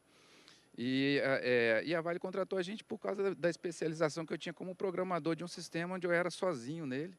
Então a gente fez essa proposta da Vale nos contratar para o projeto avançar e eu me dedicava completamente dentro da Vale. Fiquei lá dentro da Vale há muitos anos lá dentro do CPD, lá em Tubarão. E esses primeiros 16 anos a gente focou em desenvolvimento de software. A gente fazia software para empresas maiores, óbvio, depois a gente diversificou, né, para outras empresas, a Vale continua nossa cliente até hoje, mas a gente fazia projetos de engenharia de software e eu falo que a gente foi pivotando para um jeito startup de ser, que a gente era uma empresa de tecnologia mais tradicional, né, processo, certificado de qualidade, e a gente foi desenvolvendo tecnologias novas junto com parcerias lá na UFES, apoiada por indústrias também, e foi startupando, como eu costumo falar, né, até que a gente recebeu um investimento em 2018 pelo Fundo Primatec, e a gente realmente mudou o jeito de ser, e a gente hoje só trabalha com indústrias, como eu comentei antes, no foco de indústrias de commodities agrícolas e minerais, né, em processos produtivos e logísticos dessas indústrias. E isso que é interessante, a gente desde 2018 a gente cresceu 28 vezes o faturamento da Mogai, tá? E nesses 6 anos, né, vamos fechar 2024 com esse crescimento acumulado nesse período. Então, nessa primeira fase, né, realmente a Vale, ela foi a nossa escola, né, a gente usou ela para aprender muito do negócio, que todo mundo era de tecnologia, mas você agrega valor mesmo quando você aprende o negócio e o cliente pode usar a tecnologia para gerar valor dentro do seu negócio, né? Então, a gente fez investimento em qualidade, a gente entrou para um certificado que é parecido com a ISO 9000, lá do Espírito Santo, chama Prodifor, criado lá na Federação das Indústrias. A Vale é uma das primeiras mantenedoras desse projeto, acho que é um dos fundadores, né? O Sebrae hoje também é. Na época, o Sebrae bancava as empresas, ajudava as empresas a bancar o custo também. Então, aqui que começou o nosso relacionamento com o Sebrae. E a gente foi evoluindo, né? A qualidade, né? E a Vale, eu falo que foi a vaquinha leiteira, aquele cliente que está sempre ali do lado, demandando, e a gente investindo também, a gente não ficou dependente, que é muito perigoso ficar dependente de um cliente só, não é saudável, por maior que o cliente seja, né? E a gente foi desenvolvendo novos clientes, a ArcelorMittal, Suzano, depois o Grupo Votorantim também, entre outros, né? E aí a segunda fase, né, quando a gente startupou, como eu falo, a gente começou a investir bastante em recurso de P&D, que a gente virou especialista na parte de visão computacional. Hoje a Mogai é considerada uma Deep Tech, né, que é uma startup. Podemos falar que é uma startup, mas a gente já é uma empresa velha de casa, né? Mas a gente tem um conhecimento profundo nas áreas que a gente domina, de visão computacional, a ponto da gente ser considerado a única da América Latina citada na pesquisa do Gartner, né? A gente trabalha muito com projetos de inovação aberta. E quando eu falo em inovação aberta para uma grande indústria, a gente pode falar em fornecedor local, mas a nível Brasil, porque normalmente uma grande indústria abre um projeto de inovação aberta quando ela precisa de uma tecnologia que às vezes não existe no mundo, ou às vezes existe em algum lugar do mundo e se desenvolver alguém aqui dentro do Brasil vai ficar mais barato e faz uma tecnologia mais customizada que resolver os problemas dessas empresas, né? Então a gente vem trabalhando muito com projetos de inovação aberta, e usando isso para entrar em novos clientes, né? E essa segunda fase foi coroada com o investimento pelo Fundo Primatec, que é onde a gente realmente profissionalizou e virou uma empresa com cara de empresa grande, né? Mas o que a Mogai faz, né? Eu não falei ainda, eu queria contar esses casos primeiro. A gente, dentro da área de visão computacional, a gente criou uma câmera 3D que a gente chama Hammerhead. Ela usa duas câmeras, usa um conceito que a gente chama estereoscopia. Essa a gente usou inicialmente, não por acaso, né, para a primeira aplicação para medir minério. Hoje a gente trabalha aí com projetos em qualquer tipo de material granulado, soja, fertilizante, cimento e outros, né, dentro de silo, dentro de armazém e por aí vai. A gente desenvolve tanto o hardware, a gente fabrica aquele hardware, fabrica o software que vai dentro dele, fabrica o software que processa as imagens, gera os 3Ds, faz as medidas de volume desse material, monitora a produção e consumo de material granulado, e a gente vem evoluindo, não para, né? A gente é bem inquieto, então a gente criou alguma câmera que a gente chama de infravermelho, IR, é uma câmera multiespectral, e a gente tira uma foto de um tanque de líquido e consegue medir o nível por fora, então a gente vê o que está lá dentro. E sem nenhuma eletrônica, sem nenhum contato físico, sem ter nada, sem nem saber o que tem lá dentro do tanque, né? A gente fez um teste agora com petróleo, os campos de petróleo em terra lá no Espírito Santo, a gente conseguiu medir o óleo e a água dentro do tanque, fotografando por fora. Fiquei impressionado com esse resultado, que é um problemaço para quem produz petróleo, né? E a gente agora está indo para imagens via satélite, onde a gente está com um projeto com a Suzano, medindo erosão de solo, perda de solo por erosão. E com essa questão do multiespectral, a gente consegue medir produtos químicos, identificar produtos químicos, fazer análise química das folhas de vegetação e tudo mais. Esse é o próximo passo que a gente vai seguir aqui na área de multiespectral, né? A gente tem aí uma penca de clientes, né, empresas muito importantes aí a nível nacional e mundial, né? O nosso destaque, a nossa querida, continua sendo a Vale, ainda nossa maior cliente até hoje. E a gente vem tendo reconhecimento nacional. Aí, 2022 a gente ganhou esse troféu do Leica Boss, terceiro lugar geral lá em Santa Catarina. Ano passado fomos um dos top 6 na Anshan Arena. Também fomos terceira Inditec, né, que é startup de tecnologia industrial no Brasil, 29ª no ranking geral do 100 Open Startups. Fomos nos 100 finalistas de 30 mil candidatas do mundo inteiro, na Copa Mundial de Empreendedorismo, em 2022. E esse ano a gente vai representar o Brasil no Get in the Ring, lá em Haia, em novembro, né? Então, assim, a gente tem conseguido um grande destaque e um grande crescimento, né? E eu costumo falar, né? Crescer dói. Dói e é difícil. Então, para uma grande empresa apoiar uma empresa pequena, às vezes tem que ter até cuidado. Às vezes se contrata muito, você quebra o cara. E se ele não tiver uma boa gestão, e aí que entra o Sebrae. E o Sebrae, a gente tem uma dívida eterna com o Sebrae, porque assim, a gente, com esse crescimento que a gente tem assim, nos últimos 6 anos, em média 75% ao ano, é difícil, né? Mas aí o Sebrae, a gente participou de vários projetos com o Sebrae, bota consultor na área de gestão, na área comercial, na área de estratégia, na área de propriedade intelectual. A gente usou bastante o Sebrae mesmo. No projeto que a gente teve, o Sebrae Mais Vale, o projeto Encadear, lá no Espírito Santo, né, onde a gente trouxe todos esses serviços do Sebrae para dentro da Mogai. E a gente vem participando também bastante de feiras, né, desenvolvimento de novos produtos. O Sebrae sempre foi muito importante para a Mogai É pena que a gente não pode mais, que a gente cresceu, né? E a gente não é mais pequena e média empresa. E agora a gente está devolvendo isso para o ecossistema. Eu tenho dado mentoria para as jovens startups lá no Espírito Santo. E dentro lá da Federação das Indústrias, a gente criou um programa e eu participei, fui muito feliz de ter participado, chama Programa-se e Reprograma-se, onde a gente conseguiu 3 milhões em verbas parlamentares para capacitar jovens e não tão jovens que querem entrar no setor de tecnologia para suprir um pouco a falta de mão de obra que a gente tem, né? E por último, só para encerrar, esse ano a Vale elegeu a gente o melhor fornecedor do Espírito Santo. Esse, para mim, é o prêmio mais importante da nossa história, né, do relacionamento que a gente tem. São 600 fornecedores lá no Espírito Santo e a gente foi o melhor do ano. Tá, joia? Muito obrigado. Desculpa ter estourado o tempo. Muito obrigado, Franco. Realmente um grande case de sucesso. Nós que agradecemos, né? Porque essa é a nossa causa, essa é a nossa essência. Ver negócios surgindo de forma inovadora, mal estruturada, muitas das vezes. E hoje, ganhando aí o mundo. O Peligeiro até brincou com você, né? Quando estiver na bolsa, a gente vai investir, né? Mas aproveitando já que você acabou de fazer suas considerações, Franco, eu queria que você trouxesse, assim como as grandes empresas muitas vezes têm que ter essa visão, né, de percepção de valor do consumidor final, como que uma empresa que surge com uma ideia inovadora consegue gerar essa percepção de valor por parte da grande empresa, que muitas das vezes nem sabe que aquela solução ela pode ser assim transformadora no negócio dela.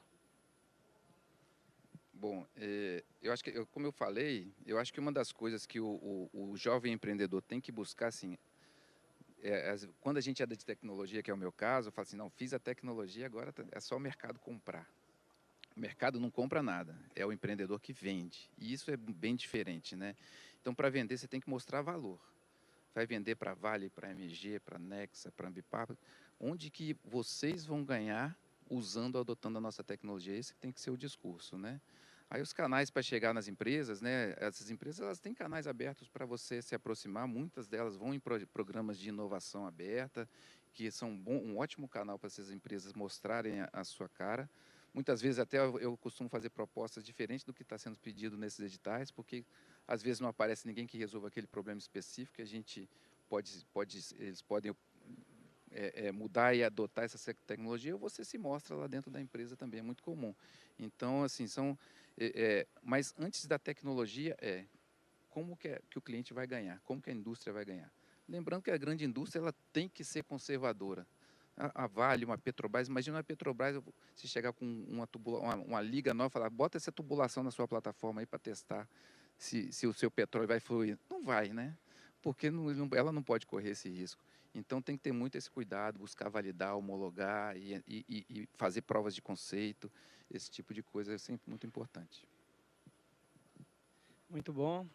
Queria trazer aqui para essa conversa nosso colega Fabiano. Fabiano, já falamos aqui da questão aí das práticas de ESG, como é que isso gera de percepção no consumidor final, mas eu queria que você desse uma palhinha, pegando esse gancho que o Franco trouxe, falando um pouco sobre essas questões das próximas tecnologias que estão surgindo, como essas que ele acabou de apresentar, e como é que isso se conecta com o pequeno negócio, né? Porque às vezes a gente fica com aquela ideia de que inovação está só associado, né, a grandes negócios, a grandes investimentos. Como é que a MG, de alguma forma, tem trabalhado isso? Ô, Diogo, obrigado pela pergunta. Eu acho interessante. Vou até responder a sua pergunta com o caso próprio da MG, né? Nós não somos empresa do porte da Vale, da Nexa, somos de médio porte. E a questão da inovação ela é tão importante que eu ouso te dizer que se a gente não tivesse aplicado, e é um dos nossos 5 valores que nós empregamos na MG, se a gente não tivesse aplicado isso de maneira permanente no negócio, desde o ponto de vista estratégico até o ponto de vista operacional rotineiro, a gente não teria sobrevivido. Como disse para você, a empresa tem registro de atividade minerária desde 1945. Então nós temos um corpo mineral, o recurso mineral já bastante desenvolvido. Então é na aplicação da inovação para diversificar o portfólio de produtos da empresa é que a gente conseguiu sobreviver. A propósito, quando você trabalha em mercados de nicho, a inovação se traz ainda mais importante. É óbvio que ao longo dos anos, né, esse conceito de inovação ele foi se remodelando para não apenas operacional, como a responsabilidade que a gente tem de desenvolver as comunidades onde a gente atua, dentro do Szinho e um pouco do G lá da sigla, né? Então, é na questão de você passar o seu valor para aqueles pequenos negócios que te rodeiam e que não só suportam, mas elevam o seu negócio. Porque eles também precisam de inovar. Não adianta a MG, a gente é um nicho muito específico, não só de mercado, mas também de comunidade.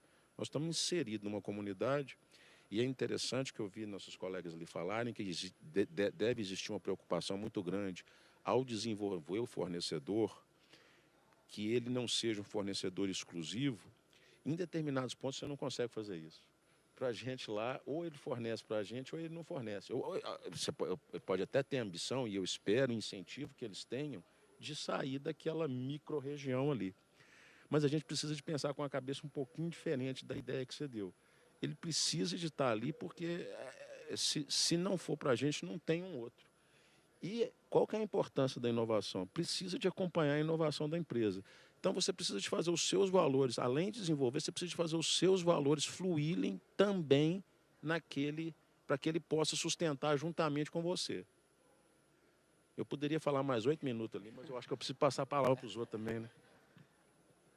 Não, mas a visão ela é muito rica e eu queria trazer para essa conversa a Cristiane, já que ele, né, tocou nesse assunto de, muitas das vezes, o pequeno negócio ter somente a grande empresa ali como uma relação comercial, mas colocando mais um tempero nessa conversa, Cris, os desafios que muitas vezes uma grande empresa passa em territórios com maturidades distintas, que é o caso que vocês hoje têm passado com a nova operação no Mato Grosso, em detrimento, por exemplo, quando a gente analisa as operações aqui em Minas Gerais, né, Três Marias, Vazante, Paracatu, onde, de alguma forma, nós já temos uma estrutura mais bem definida, a sociedade já reconhece a atuação da Anexa local, tem uma relação facilitada com o poder público. Quais os desafios quando a gente está falando das práticas de ESG, quando a gente analisa territórios de atuação com maturidades diferentes?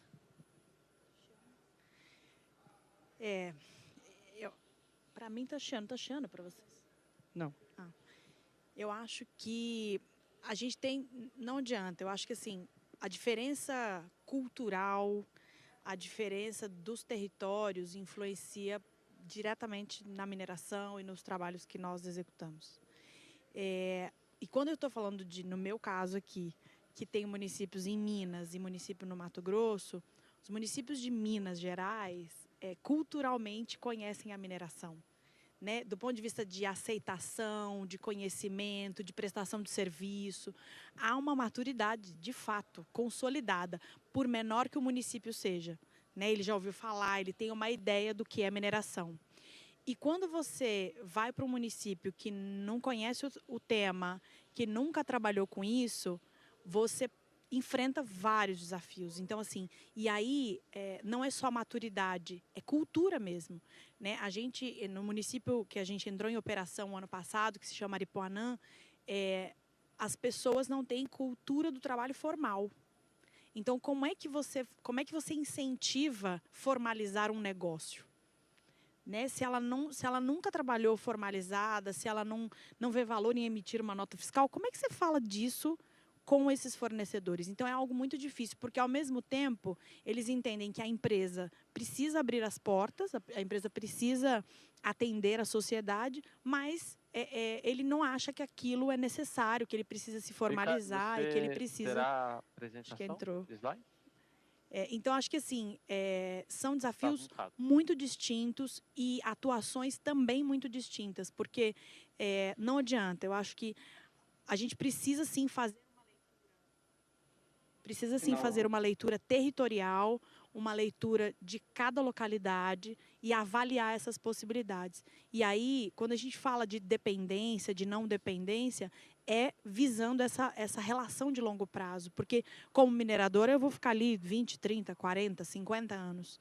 Mas e quando eu sair dali? E aí, a gente não tem jeito, Fabiano, a gente precisa olhar para essa relação de dependência. Porque é uma felicidade quando a mineração chega, mas a gente sabe que é uma tristeza quando vai embora. Então, como é que eu lido com essa relação a vida toda, até a minha saída? É importante a gente também considerar. Perfeito. Bom, para trazer essa visão, né, para concluir aqui o olhar dentro das mineradoras, eu queria também que o Tiago trouxesse os principais desafios que vocês têm na hora de definir esses critérios, né? Você trouxe ali a matriz da criticidade, e como é que isso impacta, né, na hora de definir esses novos fornecedores que estão chegando com esse conceito de priorização do ISG, da diversidade, equidade e inclusão?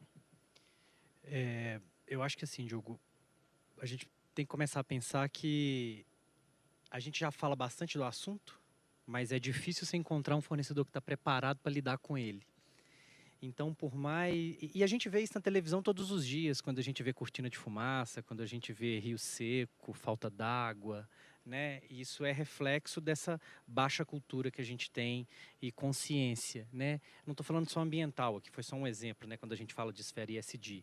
E muitas vezes até é difícil explicar para o pequeno fornecedor, para o fornecedor local, que ele precisa abrir mão de alguns critérios de seleção de pessoal para ter uma mão de obra diferente, para ter PCD, para ter, né, pessoas de outras etnias, enfim. É uma conversa que vai em várias outras camadas da sociedade.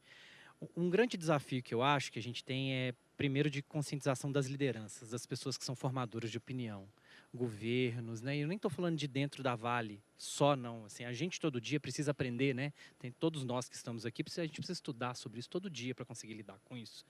Mas governos e as lideranças, inclusive dos nossos fornecedores que estão nessa cadeia, é cada dia mais difícil, assim, explicar para ele, inclusive, os critérios que eu mostrei aqui de direitos humanos, de saúde e segurança, de integridade, né, de tudo isso, assim, ele não quer abrir mão de colocar o filho dele menor de idade para trabalhar com ele 8 horas por dia, assim, ele talvez não quer que o filho estude, né, assim, e acha isso legal. A gente ainda depara com esse tipo de cultura em algumas comunidades onde a gente tem mão de obra local sendo desenvolvida. Então a gente tem a gente está num grau de maturidade, de barreira para quebrar ainda muito grande.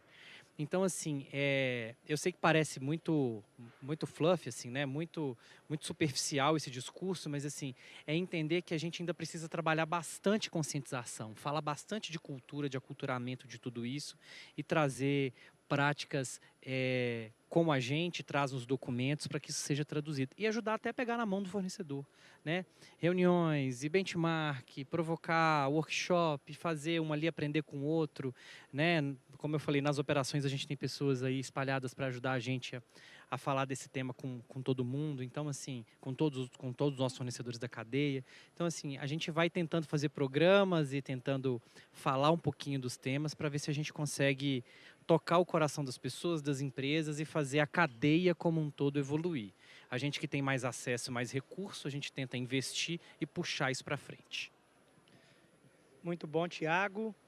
Juliana, fala para nós, né, prometi aqui que você poderia dar uma palhinha sobre o escopo 3, porque essa é uma das grandes, né, linhas dos próximos anos aí, do desafio com que as grandes empresas têm, né, de mitigar, né, essa questão aí das emissões, atingir essas metas e também, mais do que isso, né, saber mensurar isso ao longo da cadeia, que eu acho que o desafio grande desafio está aí, né?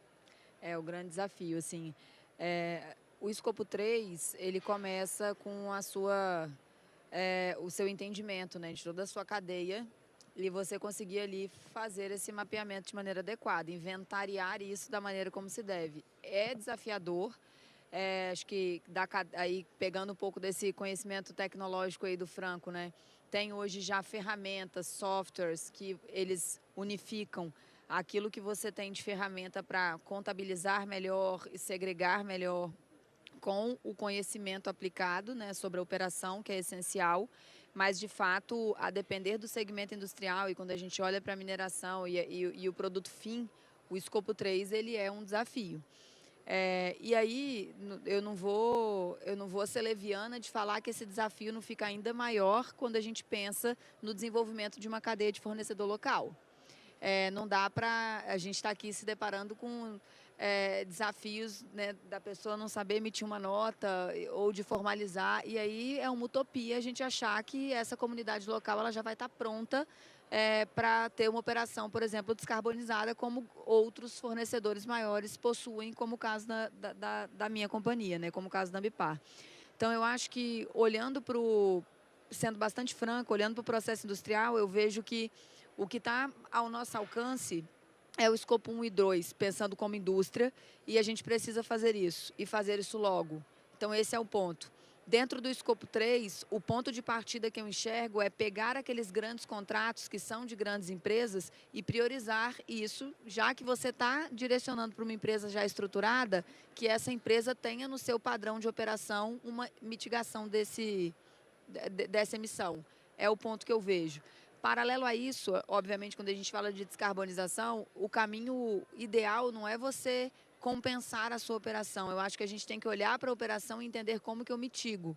Encontrar ferramentas que têm uma pegada de carbono menor. Mas enquanto isso não acontece, e aí fazendo essa conexão com os temas que a gente discutiu, eu enxergo que essa é uma boa saída. A gente evoluir no 1 e 2, e no escopo 3, aquilo que não for direcionado a estruturas locais que não têm essa maturidade, que elas sejam direcionadas a empresas que consigam ter essa consciência ambiental um pouco maior. Muito bom, né, pessoal? Daria para a gente ficar aqui até às 18 horas tranquilamente, mas eu queria realmente agradecer. Ficou claro aqui que as práticas de ESG, certamente, elas sugerem várias oportunidades de negócio, crescimento mútuo. Acho que também ela nos traz também um pouco de que essas oportunidades, elas melhoram essa relação de confiança, de desempenho, de integridade com o fornecedor, né, sem sombra de dúvidas. E no mais, é colocar o Sebrae realmente à disposição, o Sebrae enquanto agente transformador aí, tanto de políticas públicas, quanto de fortalecimento de ambiente de negócio, para novas conexões futuras, né, com a cadeia minerária, enfim, com todos os demais stakeholders. Fica aqui o meu real agradecimento. Convido a todos a continuar acompanhando o Congresso. Muito obrigado, pessoal. Agradecemos aos participantes desse painel pelas contribuições e a você que esteve conosco durante esse primeiro Encadear Summit de Minas Gerais dentro da Exposibran. Agradecemos também aos realizadores e apoiadores desse fórum, Sebrae, IBRAM e o Governo de Minas, por meio da Invest Minas. E os convido para continuar acompanhando a programação desse congresso. Boa tarde a todos.